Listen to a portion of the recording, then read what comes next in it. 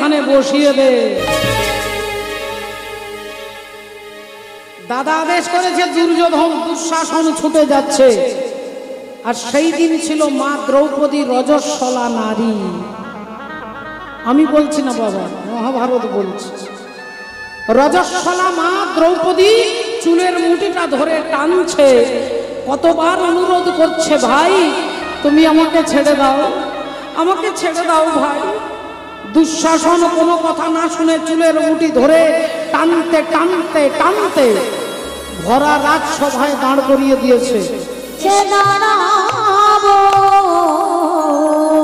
তুমি যখন ডাকলে আমি তোমার কাছে আসবো পিসিমা, কথা দিলাম। এই কথা দিয়ে ভক্তকে ভগবান কুন্তী দেবীর ঘর থেকে বেরিয়ে চলে যাচ্ছেন। রাস্তা দিয়ে হাঁটতে হাঁটতে যাচ্ছেন, রাত্রিবেলা চারিদিকে অন্ধকার। হঠাৎ একটা বাড়ি থেকে কান্নার শব্দ ভেসে আসছে। একটা বাড়ি থেকে কান্নার শব্দ ভেসে আসছে। বুক ফাটা আর্তনাদ, চিৎকার করে কাঁদছেন একজন। ভগবান সেই ঘরটাকে লক্ষ্য করে দরজায় গিয়ে দাঁড়িয়েছেন। আর যিনি কাঁদছেন তিনি আর কেউ নয় বাবা, তিনি হলেন শতপুত্রের জননী মা গান্ধারী দেবী কাঁদছেন। চুলগুলো এলোমেলো করে খোলা, দু হাত দিয়ে চুলের মুঠিটাকে ধরে চুলগুলো ছিঁড়বার চেষ্টা করছে। ধুলায় গড়াগড়ি দিয়ে কাঁদছে, সারা দেহ ধুলায় ধূসরিত। আর একবার করে মরা ছেলেগুলোকে চিৎকার করে ডাকছে। যে ছেলেগুলো মরে গেছে আর বেঁচে নেই, সেই ছেলেগুলোর নাম ধরে ডাকছে, ওরে দুর্যোধন, ওরে দুর্যোধন রে,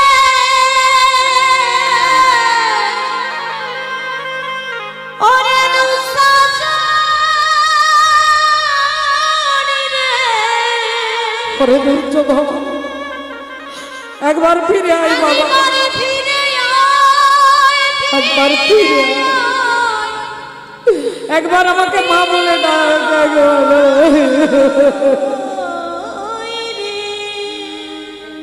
মরা ছেলেগুলোকে ডাকছে চিৎকার করে, আর বলছে একবার দেখা দে, একবার কথা বল, একবার মা বলে ডাক।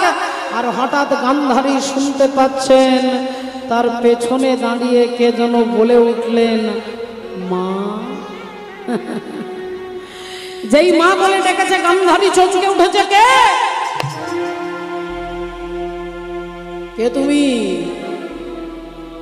কে তুমি আমায় মা বলে ডাকলে? উত্তপ্ত মরুভূমির বুকে এক পশলা বৃষ্টির মতো তোমার মাতৃ সম্বোধন আমার হৃদয়কে উদ্বেলিত করেছে। তুমি আমায় মা বলে ডাকলে, তুমি কে?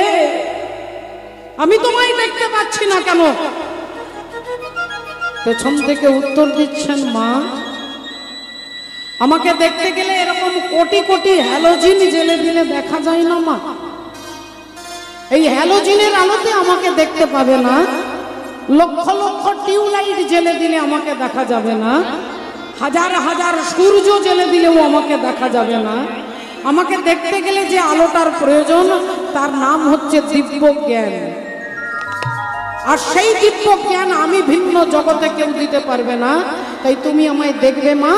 আর অমনি গান্ধারী তাকিয়ে দেখছে, দেখে ভগবান কৃষ্ণ দাঁড়াইয়ে আছে, দেখে ভগবান কৃষ্ণ দাঁড়াইয়ে আছে, ভগবান কৃষ্ণ দাঁড়াইয়ে আছে, দেখে ভগবান কৃষ্ণ দাঁড়াইয়ে আছে, দেখে ভগবান কৃষ্ণ দাঁড়াইয়ে আছে। ও যে গান্ধারী চোখের কাছে ভগবান কৃষ্ণ দাঁড়াইয়ে আছে, গান্ধারীর চোখের কাছে ভগবান কৃষ্ণ দাঁড়াইয়ে আছে। দেখে গান্ধারী চোখের কাছে, দেখে ভগবান কৃষ্ণ দাঁড়াইয়ে আছে, গান্ধারীর চোখের সামনে ভগবান কৃষ্ণ দাঁড়াইয়ে আছে, গান্ধারীর চোখের সামনে ভগবান কৃষ্ণ দাঁড়াইয়া আছে, গান্ধারীর চোখের সামনে ভগবান কৃষ্ণ যেই ভগবানকে দেখছেন ভগবান দাঁড়িয়ে আছে মিষ্টি মিষ্টি হাসছে, অমনি গান্ধারী আঙুলটা তুলে বলে উঠল, তুমি সেই কৃষ্ণ, তুমি সেই কৃষ্ণ যে আমাকে মা বলে ডাকবার মতো কাউকে রাখলে না, তুমি সেই কৃষ্ণ যে আমার বংশে বাতি দেওয়ার জন্য কাউকে রাখলে না, তুমি সেই কৃষ্ণ যে আমার বংশকে ধ্বংস করে দিয়েছ। তাই কৃষ্ণ রে, আজ সন্তান হারা জননী গান্ধারী আমি 100টা ছেলের মা, আমার 100টা ছেলে মারা গেছে তোমার চক্রান্তে। তুমি আমাকে মা বলে ডাকবার মতো কাউকে রাখলে না, তুমি আমার বংশে বাতি দিতে কাউকে রাখলে না, তুমি আমার বংশটাকেই ধ্বংস করে দিয়েছো। তাই এই রাত্রিবেলায় আজকে কেউ জানবে না, কেউ শুনতে পাবে না, কেউ দেখতে পাবে না, কিন্তু একজন সন্তান হারা জননী আজ আমি তোমাকে অভিশাপ দিচ্ছি। আজ আমি তোমাকে অভিশাপ দিচ্ছি, আমার বংশে বাতি দিতে তুমি যেমন কাউকে রাখলে না, একদিন আমার মতো তোমার বংশ ধ্বংস হয়ে যাবে। ভগবান একগাল মিষ্টি হাসলেন আর হেসে বললেন, মা তোমার অভিশাপ আমি মাথায় তুলে নিলাম, তোমার অভিশাপ আমি মাথায় তুলে নিলাম। আমি কথা দিচ্ছি আমার বংশ ধ্বংস হয়ে যাবে, কিন্তু হেই মা গান্ধারী, তোমার একটাও ছেলেকে আমি মারিনি মা, তোমার একটাও ছেলেকে আমি মারিনি। তোমার দুঃখের কারণ আমি নই, তোমাদের দুঃখের কারণ আমি নই। তোমরা যারা দুঃখ পাচ্ছ, যন্ত্রণা পাচ্ছ, ব্যথা পাচ্ছ, এর কারণ ভগবান নয়। আমরা ভগবানকে বলি তুমি কানা, তুমি অন্ধ, তুমি দেখতে পাও না। ভগবান বলছেন তোমাদের দুঃখের কারণ আমি নই। আমি অনেক আগে 5000 বছর আগে কুরুক্ষেত্রের মাঠে দাঁড়িয়ে অর্জুনকে বলেছি, কর্মণ্যেবাধিকারস্তে মা ফলেষু কদাচন, কর্ম করবে, ফলের আশা করবে না। কর্ম করার দায়িত্ব তোমার, গাছটা লাগানোর দায়িত্ব তোমার, কিন্তু গাছে ফল হবে আর সেই ফল আমি খাবো। এই আশা থেকেই দুঃখ উৎপত্তি হয়। যেখানে আপনি আশা রাখবেন, যেখানে আশা করবেন, সেখান থেকেই দুঃখ সৃষ্টি হবে। দুজন ব্রাহ্মণ একটা বাড়িতে পুজো করেছেন, জমিদার বাড়িতে। ব্রাহ্মণ পুজো করে, তখনকার দিনে সাইকেলে করে পুজো করে বাড়ি ফিরে যাচ্ছে। দুজন যাচ্ছে ব্রাহ্মণ, একজনের মুখে খুব আনন্দ আর একজনের মুখটা দেখলে বোঝা যাচ্ছে খুব দুঃখ পেয়েছে। এদিক থেকে একজন মাস্টার মশাই যাচ্ছেন।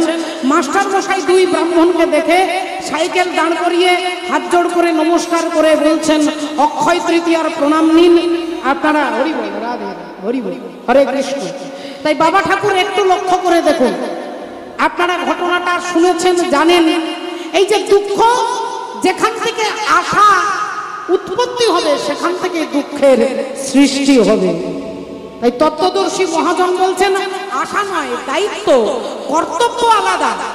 আর কর্তব্যের প্রতি আপনি মোহটাকে তৈরি করা, এটা আলাদা। হরি বল। তাহলে বাবা, আজকে মা গান্ধারী, তাকে ভগবান কৃষ্ণ বলছেন, তোমার দুঃখের কারণ আমি নই, তোমার দুঃখের কারণ তুমি। মনে করে দেখো, আজ থেকে 18 দিন আগে কুরুক্ষেত্রের যুদ্ধ যেদিন শুরু হবে, তোমার ছেলে দুর্যোধন তোমাকে আদর করে ছুটে এসে প্রণাম করে বলছেন, মা তুমি আমার প্রণাম নাও, আমাকে আশীর্বাদ করো, আমি যেন যুদ্ধে জয়লাভ করতে পারি,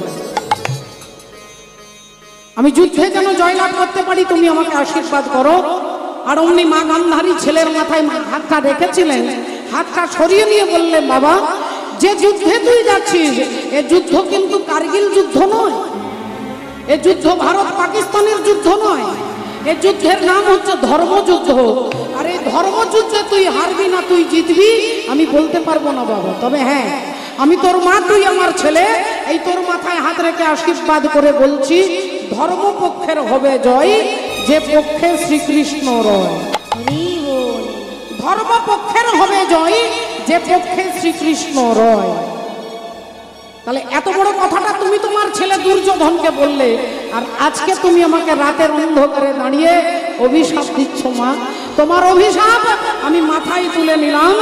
এই কথা বলে আজকে ভগবান ওখান থেকে হাঁটতে হাঁটতে চলে যাচ্ছেন। ওখান থেকে হাঁটতে হাঁটতে ভগবান রাধে রাধে তিনি যাচ্ছেন। আর এদিক থেকে অর্জুন আসছে। বাবা, এদিক থেকে অর্জুন আসছে। সকাল থেকে ভগবানকে দেখেনি, তাই ভালো মন মেজাজটা ভালো নেই। অর্জুন আসছে ভগবানকে দেখবে বলে, আর ভগবান অভিশাপ নিয়ে এদিক থেকে আসছে। এখন অর্জুন যাচ্ছে, আজ চলিতে চলিতে পথে ওগো গোবিন্দ বলি ডাকে, ওগো চলে যাও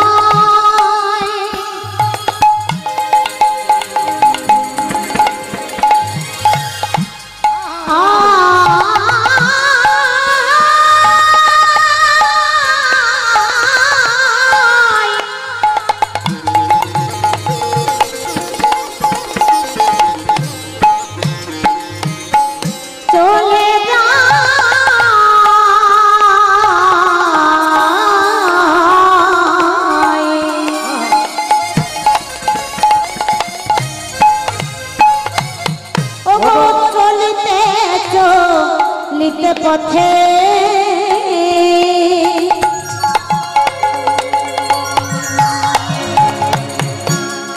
গোবিন্দ বলি ডাকে, বলি কথা তুমি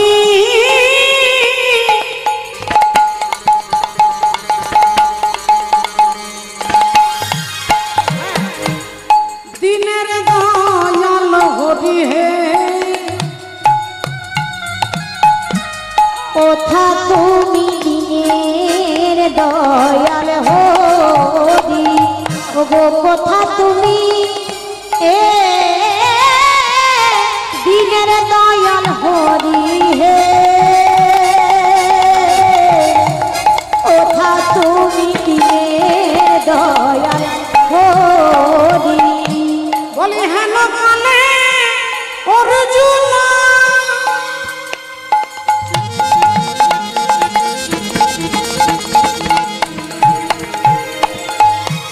এসে দাঁড়াইল তখন, ও হেন কালে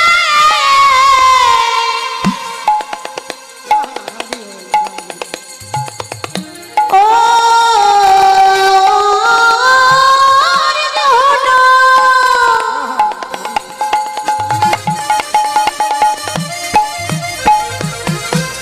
এসে দাঁড়ালো তখন, ও হেন কালে অর্জুন এসে দাঁড়াইল তখন। ভগবানের দিকে তাকিয়ে বলছে, বলি বলো বলো তোমার ওগো কি হয়েছে, বলো বলো তোমার কি হয়েছে, বলো বলো তোমার কি হয়েছে, বলো বলো তোমার কি হয়েছে, আজ খুলে বলো আমার কাছে, বলো তোমার কি হয়েছে, খুলে বলো আমার কাছে, বলো তোমার কি হয়েছে, খুলে বলো আমার কাছে, বলো তোমার কি হয়েছে,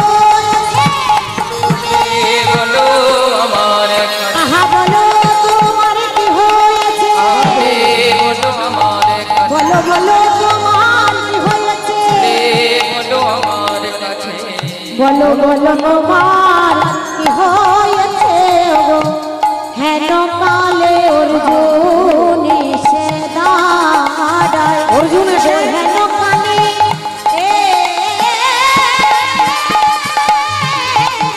অর্জুন এসে দাঁড়ায়, হেন কালে অর্জুন এসে দাঁড়ায়।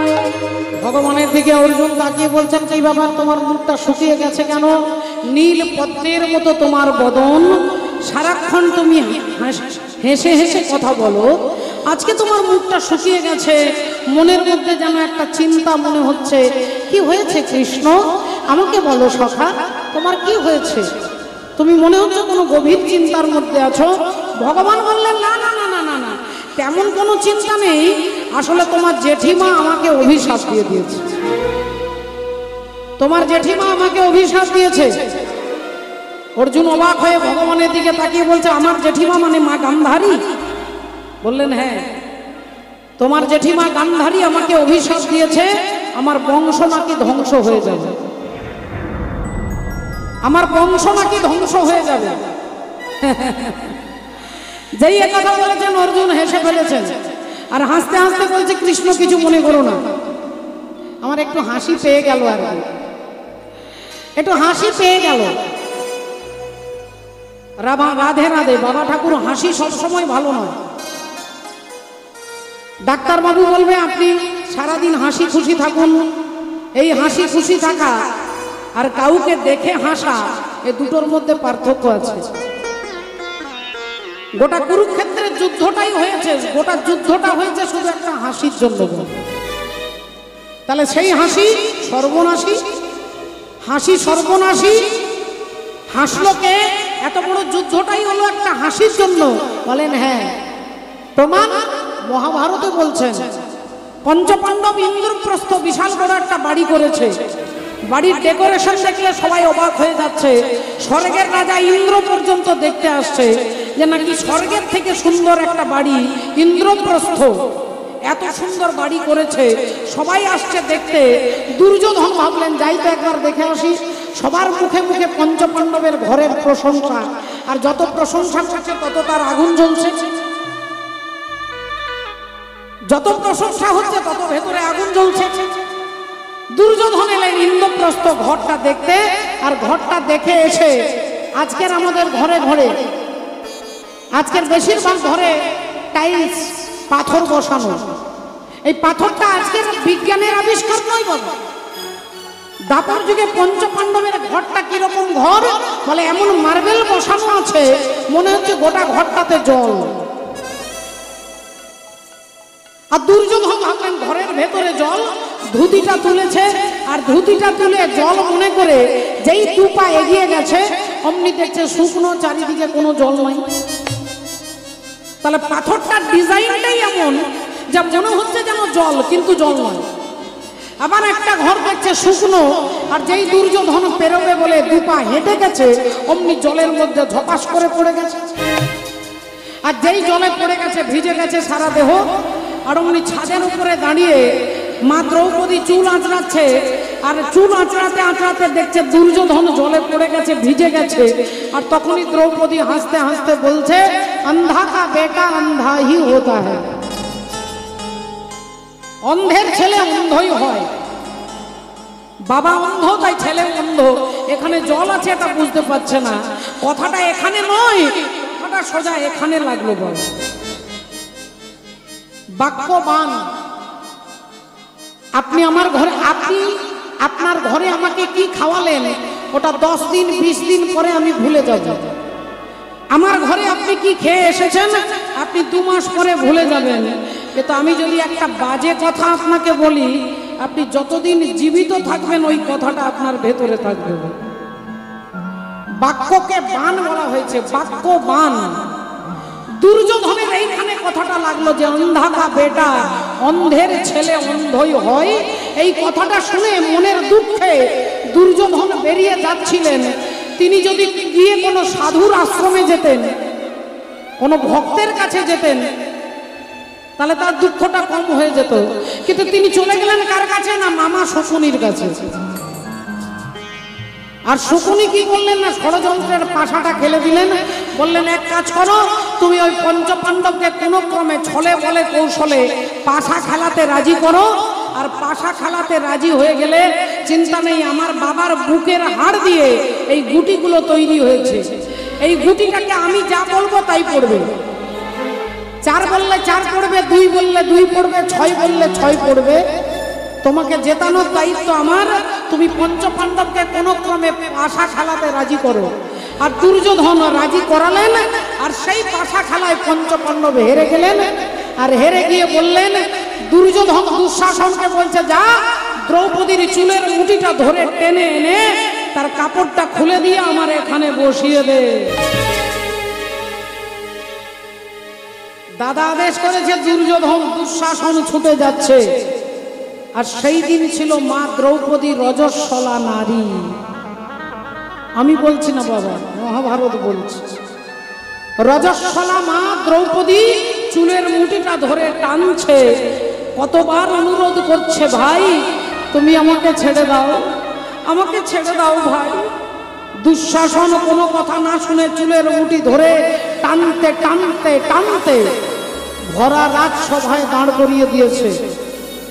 দুঃশাসন এবার হাসছে, আর হাসতে হাসতে বলছে, ওর কাপড়টা টেনে খুলে ওকে বিবস্ত্র করে আমার এখানে বসিয়ে দে। দুঃশাসন ধরেছে কাপড়টা টানবার জন্য, আর অমনি দ্রৌপদী দেখলেন সামনেই বিপদ, তাহলে এই মুহূর্তে আমাকে সাহায্য চাইতে হবে। প্রথমেই ছুটে গেলেন গুরু দ্রোণাচার্যের কাছে, আর গিয়ে বললেন, গুরুদেব আপনি নাকি বিরাট বড় বীর, পরাক্রমশালী, আপনি আমাকে বাঁচান। আমি এই হস্তিনাপুরের কুলবধূ, আমাকে আপনি বাঁচান, আমাকে আপনি রক্ষা করুন। গুরু দ্রোণাচার্য নিজের মাথাটা নিচু করে নিলেন। দ্রৌপদী বুঝতে পারলেন এখান থেকে কোনো হেল্প পাওয়া যাবে না। ছুটে গেলেন দাদু ভীষ্মদেবের কাছে, যিনি আকুমার ব্রহ্মচারী।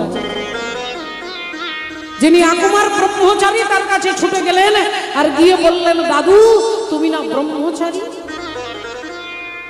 তুমি কি আজকের এই দিনটার জন্য প্রতীক্ষা করছিলে, যে ঘরের গৃহবধূকে তুমি বিবস্ত্র দেখবে? আমি ধিক্কার জানাচ্ছি তোমার ব্রহ্মচর্যে, আমি ধিক্কার জানাচ্ছি তোমার ব্রহ্মচর্যে। দাদু ভীষ্মদেব মাথাটা নিচু করে নিলেন, তার কিছু করার নেই। একে একে সবার পায়ে ধরলেন, সবার কাছে অনুরোধ করলেন। কেউ তাকে সাহায্য করবার জন্য আসছে না, কেউ তাকে আসছে না। এমন সময় ভীম ভেবেছিল, ভীম ভাবছে একটা গদাতেই সবাইকে শেষ করে দেব। অর্জুন হাতটা ধরে বলছেন, দাদা গো এই মুহূর্তে মাথাটা গরম রাখবে না। বিরোধী পক্ষ চাইবে যে তুমি উগ্র মেজাজে কিছু একটা ভুল করে ফেলো, এটা চাইবে, তার জন্য তোমাকে এখানে কন্ট্রোল থাকতে হবে। সবাই মাথা নিচু করে দাঁড়িয়েছে। আর অমনি দাসী পুত্র বিদুর বললেন, মা এরা কেউ তোমাকে সাহায্য করবে না, এটা দুর্যোধনের রাজত্ব। তোমাকে একমাত্র সাহায্য করবেন যিনি, তিনি হচ্ছেন পরমেশ্বর শ্রী হরি। আর অমনি দ্রৌপদী একটা কাপড়ের শাড়ির আঁচলটাকে ধরে আর একটা হাত দিয়ে ডাকছেন ভগবানকে। বিদুর বললেন, মা যে কাপড়টা দিয়ে আঁচলটাকে ধরেছো এটা কতক্ষণ ধরতে পারবে? দুঃশাসন কাপড় টানতে টানতে টানতে এক একটা কুচি খুলছে, শাড়ির এক একটা ভাঁজ খুলে যাচ্ছে, আর এক একটা কুচি খুলতে খুলতে খুলতে অবশেষে তুমি এক হাত দিয়ে তোমার লজ্জা নিবারণ করতে পারবে না, তাই তুমি তাকে ডাকো, দু হাত দিয়ে ডাকো। আর অমনি দ্রৌপদী চিৎকার করে ভগবানকে ডাকছেন, কি বলে? হে দ্বারকাধীশ, দ্বারকা থেকে এসে আমার লজ্জা নিবারণ করো। হে দ্বারকাধীশ, দ্বারকা সে আকার মেরি লাজ রাখো। চিৎকার করে ডাকছে। আর ভগবান সেই সময় সত্যভামা দেবীকে নিয়ে পাশা খেলতে বসেছে। পাশার গুটিটাকে একবার ফেলছে আর একবার দরজার কাছে ছুটে যাচ্ছে, আবার আসছে, আবার গুটিটাকে ফেলছে, আবার ছুটে যাচ্ছে, আবার আসছে, আবার যাচ্ছে, আবার আসছে, আবার যাচ্ছে। সত্যভামা দেবী বললেন, স্বামী আপনি স্থির হয়ে বসে খেলছেন না, গুটিটাকে ফেলে দিয়ে ছুটে যাচ্ছেন দরজায়। বলি ব্যাপারটা কি এত চঞ্চল কেন? ভগবান বললেন, সত্যভামা আমার বান্ধবী আজকে বিপদে পড়ে গেছে, আমার বান্ধবী আজকে বিপদে পড়ে গেছে। তোমার বান্ধবী কে? না দ্রৌপদী, যার আরেক নাম কৃষ্ণা। ওই দ্রৌপদী বিপদে পড়ে গেছে, দুঃশাসন তার কাপড় ধরে টান দিচ্ছে। সত্যভামা বলছে, আর তুমি এখানে তাহলে পাশা খেলছো, তুমি তোমার বান্ধবীকে বাঁচাতে যাবে না? ভগবান বললেন, আমার একটা নিয়ম আছে, সংবিধান আছে। আমি ততক্ষণ পর্যন্ত জগন্নাথের মতো নিষ্ক্রিয় হয়ে থাকি যতক্ষণ জীব মনে করে যে আমি আমার ট্যালেন্টে বেঁচে যাব, আমি আমার বুদ্ধিতে এই বিপদটাকে উতরে যাব, আমি আমার ক্ষমতায় আমি সমস্ত সমস্যার সমাধান করে দেব। এই ততক্ষণ ভগবান নিউট্রাল থাকেন, তিনি কিছু করতে পারেন না। তিনি ততক্ষণ পর্যন্ত ঠুটো জগন্নাথ হয়ে থাকেন। আর যখনই আপনি তার উপরে ডিপেন্ড করবেন যে রাখিবি মারিবি জয় ইচ্ছা তোর, অর্পিনু তুয়া পদে নন্দ কিশোর, যখনই আপনি বলবেন এবার তুমি আমাকে রক্ষা করো, এই তখনই ভগবানের দায়িত্ব শুরু হয়ে যাবে। তাই দ্রৌপদী তার দাদুর কাছে, তার গুরুজির কাছে, তার স্বামীদের কাছে যাচ্ছে, কিন্তু যে বাঁচাতে পারবে না দ্রৌপদী তার কাছে যাচ্ছে। আর আমি বাঁচানোর জন্য ছটফট করছি, দ্রৌপদী একবারও আমাকে ডাক